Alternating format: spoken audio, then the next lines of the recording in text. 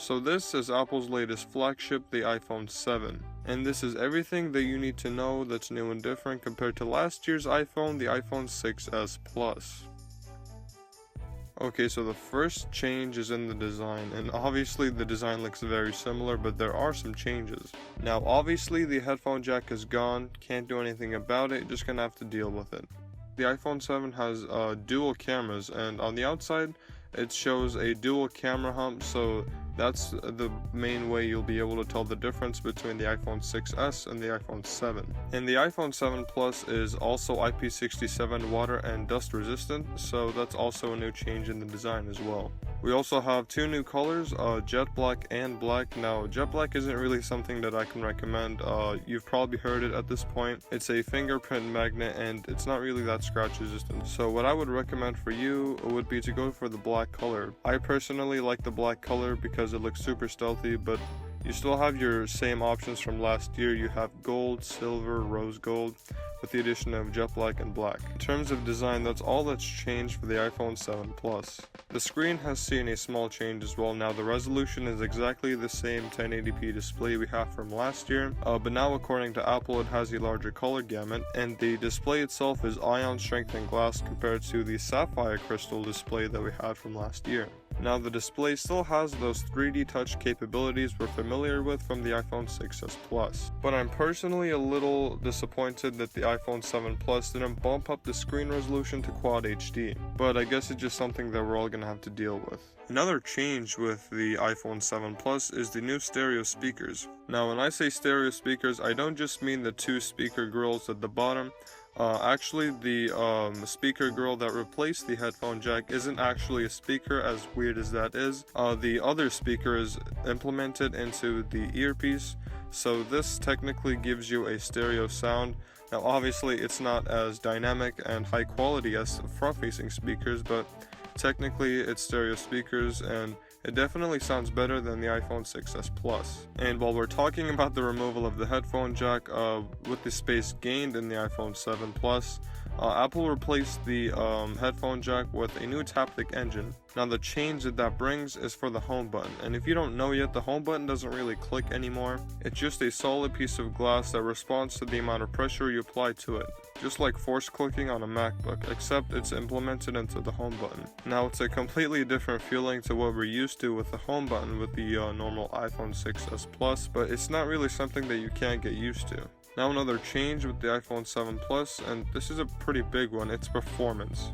Apple has replaced the A9 chip from last year with the all-new A10 Fusion Chip, which has two smaller cores for better low-power performance. It also has 3 gigs of RAM, which definitely showed the difference with the 2 gigs of RAM that the iPhone 7 has, which I tested. And if you haven't seen that yet, I highly recommend it because I talk about some things there that I don't talk about in this review that you might be interested in knowing. So I'll definitely link that video in the description below. But yeah, the iPhone 7 Plus has 3 gigs of RAM now, and the RAM management is absolutely insane. A lot of the apps stay in memory now, and for you multitasking freaks, this is definitely the phone for you. And the iPhone 7 Plus also has a 2000 mAh battery. Now the battery life was pretty good. It definitely got me my full day of usage with the 4.5 hours of screen on time that I need. So yeah, I'm definitely impressed with the battery life and overall battery performance. So what I was talking about when I mentioned the two smaller cores with the A10 Fusion chip is that it helps with low power performance. So how it basically works is that when you switch your phone to low power mode, all the processing and graphics stuff that's going on, the two smaller cores will be taking care of all that processing. And since those two cores are smaller, they require less power, which boosts battery life. So in turn, you get a longer battery life when you switch your phone to low power mode compared to the iPhone 6s Plus, which is definitely a major upgrade. And finally, the biggest change in my opinion, the cameras. Now this year Apple switched to a dual camera setup with the iPhone 7 Plus. Now one of the cameras is the same 12 megapixel camera we had from last year, and the second camera is a telephoto lens with a 2x crop. Now what that allows you to do is it allows you to zoom into objects that are farther away without sacrificing the image quality that you sacrifice when you actually zoom. And it doesn't really sound practical when you're talking about it, but when you're using it in real life, obviously, it's actually a lot more useful than you might imagine. But not just that, Apple improved the camera quality of the standard lens that we're used to.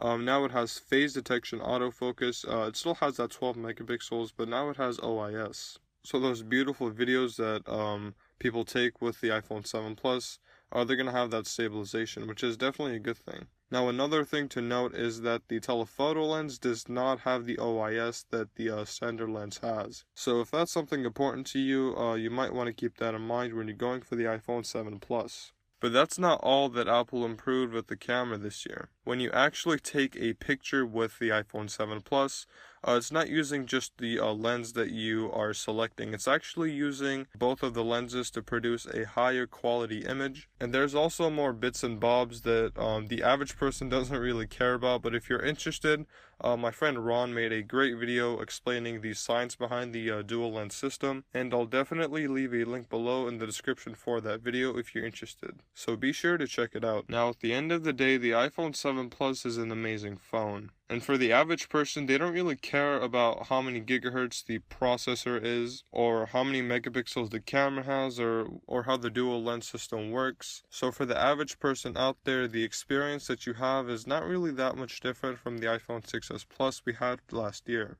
But if you had a 6 or a 5S and you've been saving up for an iPhone, or you've been thinking about going for one, the iPhone 7 would be a perfect fit for you. But if you have the 6S or the 6S Plus, I can't really see myself recommending you the iPhone 7 because of the fact that it's not a significant upgrade, especially to the average person that only goes on YouTube, Gmail, and social media and doesn't really care about the specifics and the technical stuff that goes on behind the scenes. But if you're an Apple fanboy, by all means, go for the iPhone 7. And yeah, that's basically it. Just my quick thoughts and impressions on how the iPhone 7 Plus performed during the time that I used it. So yeah, until next time, my name is Orhan, and I'll see you guys in the next one.